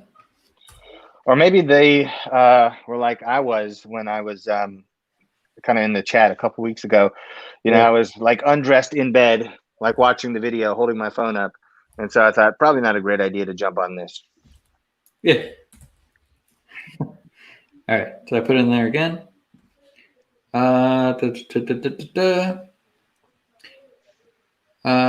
Real quick. Snake is like fish. You have to be careful. Oh, here we go. Why does brisket turn gray after it's sliced? What's the science behind it, and how do you avoid it? Yeah, it's just simply that surface of the meat oxidizing. So the process of rusting of iron is the oxidation and then subsequent hydration. Well, we don't have to get too much into it. Basically, oxygen. Being exposed to oxygen makes it turn gray. Okay. So you can avoid that by creating some kind of layer that won't really allow oxygen to penetrate, like rendered fat. So if while you're slicing a brisket, a bunch of fat spills out onto the cutting board, that exposed side of the brisket, you can kind of put it on top of the fat, and then you can set it back the kind of the normal orientation, not kind of up on end, and that will keep it from getting as gray as quickly. All right. Well, here's something. What are your thoughts on a Commando? I love mine. Yeah, I think they're real cool. They can do a lot of stuff. You can sear steaks on there. You can set it for low and slow. Do you have they one? are heavy. I don't own one. No. Yeah, I mean, it's just, again, if I could afford to get all these smokers and grills that I want, I would. But yeah, I already have a lot of smokers. I'm trying. That Franklin smoker really set me back for a while. So yeah, right. Yeah, I might have to sell that in order to try some more smokers. I don't know. But I've cooked on Commandos before. I think that they're at their strong point with the really high heat stuff, because you can get temperatures in those that you can't get anywhere else. And then they do okay with smoking. So I think they're really good. They're heavy, not a lot of space, but really kind of a great product, I think. All right. Yeah, I love mine. It's, I mean, I use that Jealous Devil lump. That thing, that lump just lasts forever. I get probably 8 or 10 cooks out of like 1 20-pound bag. Wow. Oh yeah, and then also extremely efficient. I didn't talk about that. Those Commandos are super efficient. Yeah, I mean, and the one I have is a steel one. It's not even a ceramic one. Oh, okay. Wow. That's great. So, Beer Champ Barbecue, favorite store-bought lump or briquettes? Chad, I see you in the basement there. We'll bring you up in a second, buddy. Yeah, briquettes, the Kingsford competition briquettes. I don't think they have any kind of adjuncts or fillers or anything like that. So if I'm using briquettes, I'll probably use that. Favorite lump charcoal. I don't know that I have a favorite. The best I've used, I think, is the Fogo. I don't know if that's how you pronounce it. Lump charcoal. Yeah. That stuff was good. I'm sending you some Jealous Devil lump. Okay. All right. So I'll be like, I thought I knew what lump charcoal was, and now I really know. But I mean, you're mostly stick burner guy, so you're just using lump to light your wood.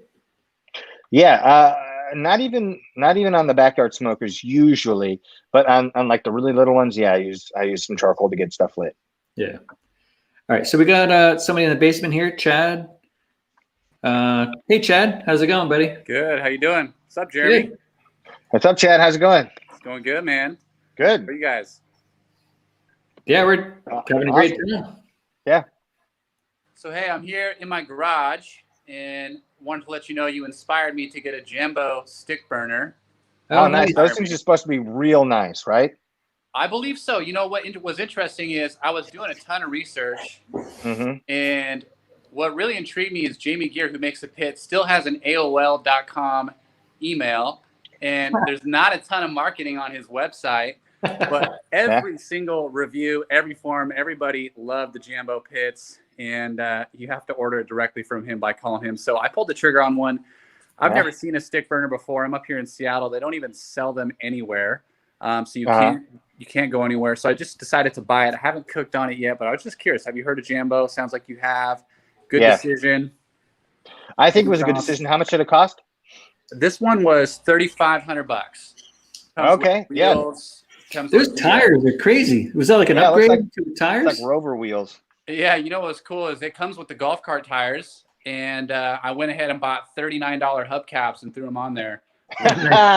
Definitely enhanced the overall look. So yeah, can you give us a quick tour? Is that okay? Yeah, for sure. I'm not sure if I can turn my camera around if you guys can see. Okay. Yeah, I've always wanted to see one of these. Let's see here. Oops. Oh. Well, he'll be back. Yeah. Hit the off button. All right. Meanwhile, real quick. So Dan's in there. Oh wait, here we go. Yep, I ended up exiting. So I'm not sure if I can. No, that's fine. Your front camera's good. Cool. So we start with the firebox. The cool thing is it's made out of insulated firebox here. Got the door. Comes with the open insulation there.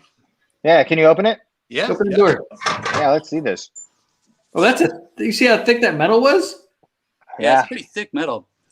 Like a tank. Yep, it's built like a tank. So pretty big firebox in there. And like a recessed area there for the door to fit into. Yep. Nice. Yep. I went ahead and ordered the little firebox grill for it. So go ahead and open up the. I like the giant tray out front. Looks solid. Is that a Tell True thermometer? This is a Tell True thermometer. Yes, it is. Excellent. Good eye there. Yeah, one thing that caught my eye was the airflow when I was watching your video on the Franklin smoker, and you talked about it kind of going up and circulating down. The Jumbo has a pretty similar appeal there. But lots of cooking space. Nice big stack. Super easy to control. Lots of draw, similar to some of the things that you talked about. So obviously on the side of the pit there. I don't know if you guys can see, but it's got a pull cart. Yeah. Where I can. It's even got a handle. Yeah, that's great. So it's pretty cool. The only uncool part I think it's cool. It doesn't fit in my backyard. So I'm a little pissed about that. So I'm forced to barbecue in the front of my house. But when I fired it up and was seasoning it in, the neighbors were bringing me a bunch of beers and talking about all the awesome stuff we're going to grill. So it's pretty cool. That's great. You'll make a lot of friends of your neighbors if you do a lot of barbecuing out there. Yeah, hopefully, as long as it turns out good. So I like that thing. That thing is awesome. Wow. Thank you. That looks great. Well, congratulations. Cool. Thanks, guys. Appreciate you letting me hop on and doing the tour. Thanks for the insights. Take care. Yeah. Thanks, Chad, for hopping on. Appreciate it, man. Bye. All right. So we got another guy down here. You still got a couple more minutes here? Yes, I do. All right. Nathan, you ready to come up? Here we go. Hey, Nathan, how's it going? I'm very well, thank you. Just watching some basketball and listening to this barbecue talk, which has been very enjoyable. So thank you. Okay, great. Appreciate it, man. Jeremy, I love your channel. Thank you so much for all the cool stuff you do on there. It's really fun to watch. I've learned a lot from you, and the proof is in the barbecue I've made for my family, and everyone seems to enjoy it. And I just had a quick question for you. Have you ever run an experiment, maybe comparing and contrasting S&P seasoning or rub with a similar rub, but with MSG in it? Okay, I'm doing a video, planning a video currently where I test MSG on meat. So I haven't done it yet. Haven't even filmed it yet. But I'm planning to get it done in about the next 7 or 10 days. Okay. So unfortunately, I don't have an answer for you there. My guess is that a small amount of MSG will improve the flavor. Like, just if you give it to people and say, which one do you like better? But I think a lot wouldn't help. I think it would harm the end product. I don't know, just a guess based on kind of some stuff that I've read, but I don't know. What do you think? Well, I love Chinese food, so same. I'm going to run my own experiments. I don't run a YouTube channel. I'm not publishing anything, just for personal tastes. I'm going to buy some MSG and start putting it on a few different things just to see how it goes. I'm happy without it, to be honest. But if you can make it a little better, why not make it a little better?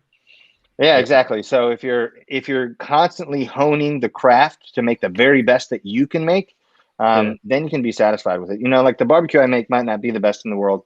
It might not be the best, but it's the best that I can do. And I can feel satisfied knowing that did everything I could to make it as good as possible. It's all about the journey, isn't it? Yeah.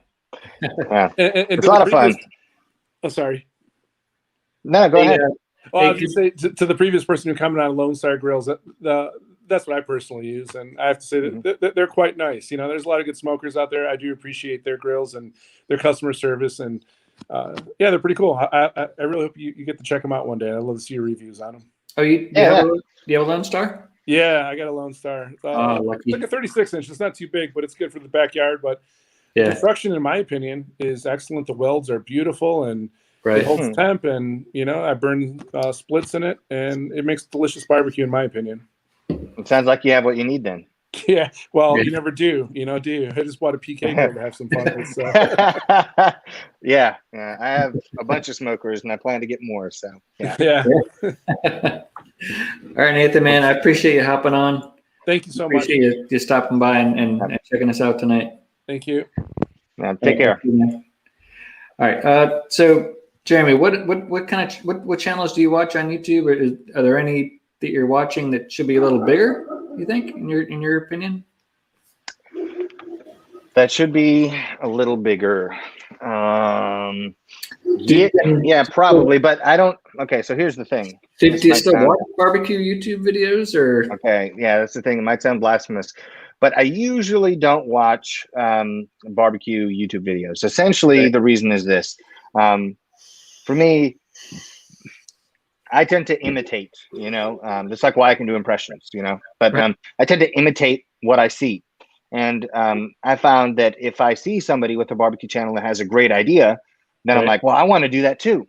But I don't really want to do that for the viewers because they may have already seen it on another channel.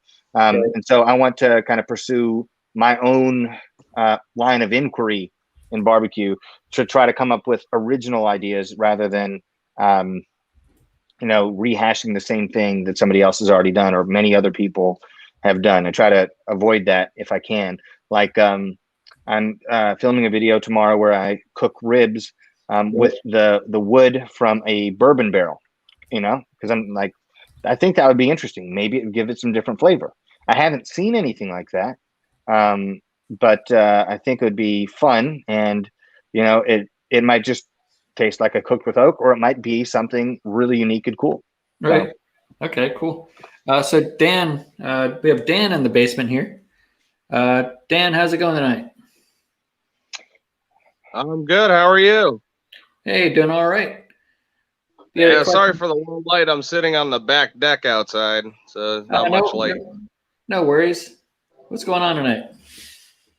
Oh, nothing much.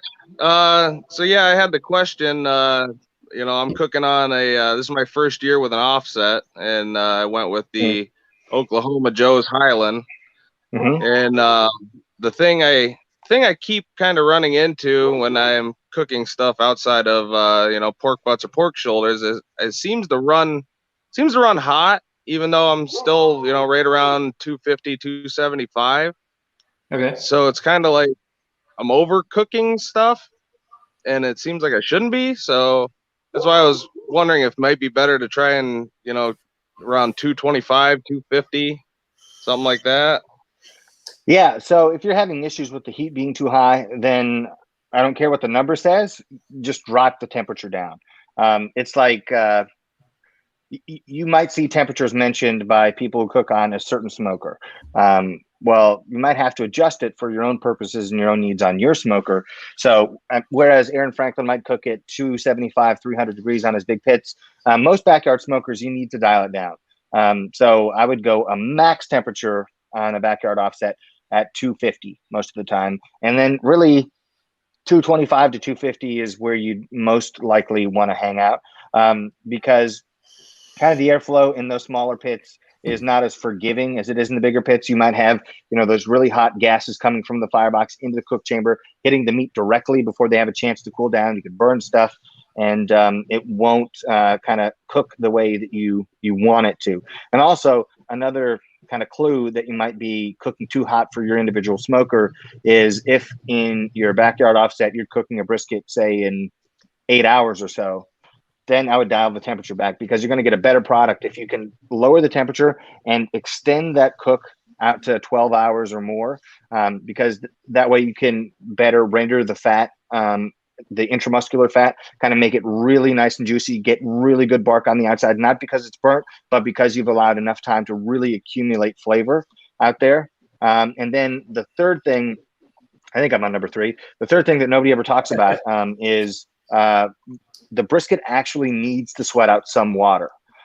It kind of concentrates the beef flavor and gives you kind of a different density of muscle rather than being really tight. You actually kind of create more space in between the muscle fibers so that it chews nicer than it otherwise would. So I would say, okay, I think your assessment is correct, and those are some of the reasons why. Yeah, it sounds right. So actually 2 weeks ago, I did my first brisket on there, and I was right around 6 to 7 hours, and I was already at about 170 degrees, and it was starting to curl up on the flat. Okay. So, I mean, it seemed like it was running hot. I mean, at 6 and 7 hours, it sat out for maybe an hour or so at room temperature before I put it on the smoker. So it, when I put it on, it was pretty close to room temperature. And then, I mean, just in a short time, it seemed like it was cooking fast. Yeah. So the only real way to answer it is try cooking at that lower temperature. If it improves the quality of the brisket, then you find your answer. If it doesn't, then it's start examining some of the other things that could be going wrong to keep you from getting the kind of barbecue that you want. Okay, perfect. Yeah. Thank you. But good luck to you. Really enjoying it, guys. Thank you very much. Thanks for hopping on, man. Appreciate it. Take care. Thanks for checking us out. You too. Let's see. So we have a real quick question from BP. What's your main tip to make brisket more moist? His continues to be too dry. That's his only issue. He's mastered everything else. I would say get higher quality meat if you haven't already. So try to get a prime brisket. That will really help. If you're already doing that, I would say add some beef tallow to it. It really helps with the moisture. It's not a gimmick, man. I'm telling you. Quit it with your beef tallow. Come on, quit it. Yeah. All right, we got another person in the basement here. You have time for one more person? Yeah, let's do one more, and then I actually do have to go. All right. Hey, Ryan, what's going on? Hey, what's up, guys? First of all, Rob, thanks for bringing me on here.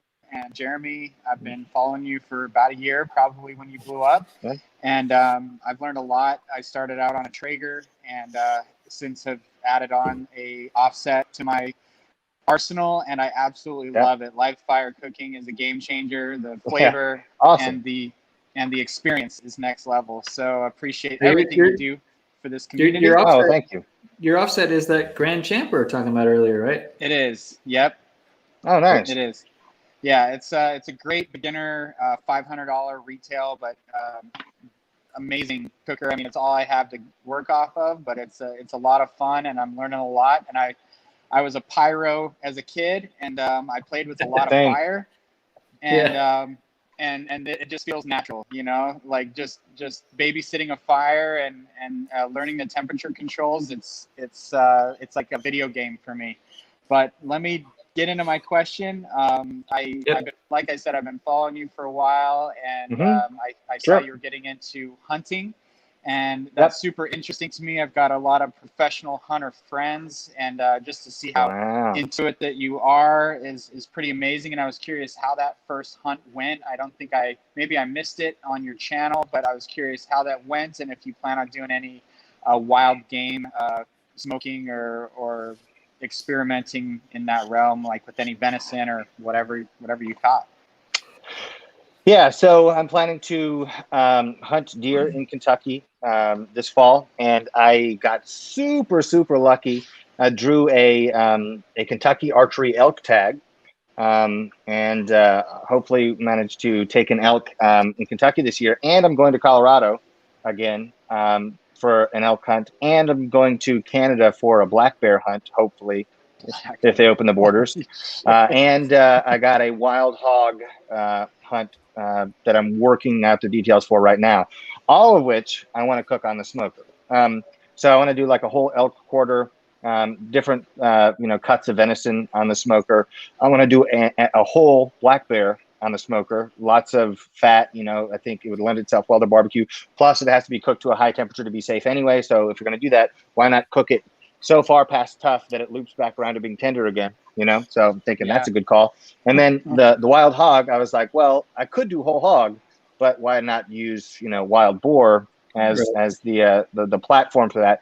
Plus, if you shoot one, you're doing an environmental service. In all honesty, so I was like, it's a win all the way around. But to answer your question, how the hunt went, it was a lot of fun. It was brutally difficult. We were like 10,000 feet, hiking up and down mountains and stuff, and saw some elk. Never got close enough to actually make any kind of ethical shot. So that's how it turned out. That's how it goes. And I couldn't post any videos because I found out that the area I was in, it was prohibited to film without a permit that I did not get. So that's why you never saw any of that content. Yeah. Oh, wow. Gotcha. Huh. Yeah.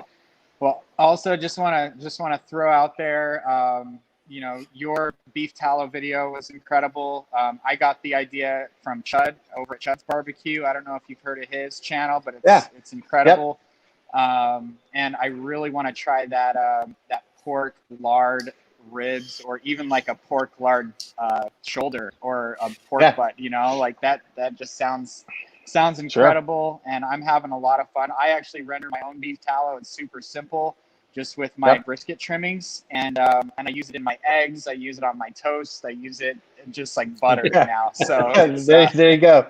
Do you smoke it? Do you render it by putting it in the smoker? Okay. Yep. Yeah. Super easy. Just wait till it melts and you're good to go. Off to the races. There we go. Awesome. Well, that's great hearing from you. I'm glad you follow the channel, and I hope it's been helpful to you. Absolutely. Thanks so much, guys. Appreciate it. All right. Thanks, Ryan. Take care. All right. So I guess we'll probably wrap it up here. Let me see if I have one more good, funny question. Okay. All right. So let's say this coming up Sunday, you're free and you're cooking for yourself. What are you going to cook on your, and what are you going to cook it on? Oh, if I'm cooking for myself, I'm cooking some steaks, probably New York strips on the PK grill, but not actually on the grill grates. I get a super hot charcoal fire and cook it in cast iron. Okay. Salt and pepper only. I used the smoked Wagyu tallow for searing the steaks. So if somebody posts that video before me now, I'm gonna be upset. But anyway, but yeah, I use that. It's just juicy. Cook it to a medium rare. Just so satisfying. Nice. Yeah. Well, I want to appreciate everybody for coming out tonight. We still got a record 82 people in the chat. I think our top was like 125 or something, which is crazy. Wow. But it was a great night tonight. I appreciate you stopping in with me.